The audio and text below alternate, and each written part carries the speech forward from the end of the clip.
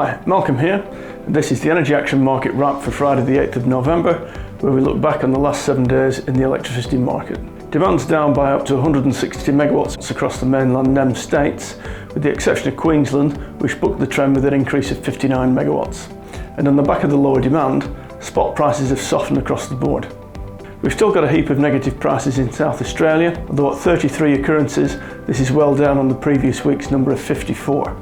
Without those negatives, the average spot price for South Australia would have been just over $16 higher, and elsewhere we're seeing a handful of negatives in Victoria, although they're having negligible impact so far.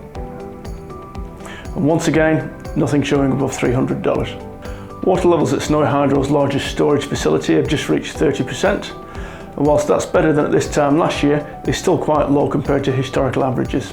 Most of Snowy Hydro's output comes during the summer peak season, when electrical demand is at its highest. So any shortage of water or generation can significantly affect both prices and security of supply to customers. Calendar 2020 futures continue to come off slightly, as we can see here. And for commercial and industrial customers, prices in Victoria and South Australia are stable at the moment, having shed around 1 cent a kilowatt hour since early September. Prices for customers in Western Australia are steady at around 5.5 cents a kilowatt hour. Moving on to certificates, large-scale certs have firmed a little and are now trading at just above $50 a certificate, and the forward curve has rallied at the front end, but remains weak at the back. In the news this week, the Australian reports that the proposed South Australia to New South Wales transmission interconnector is expected to lodge its application with the regulator next week.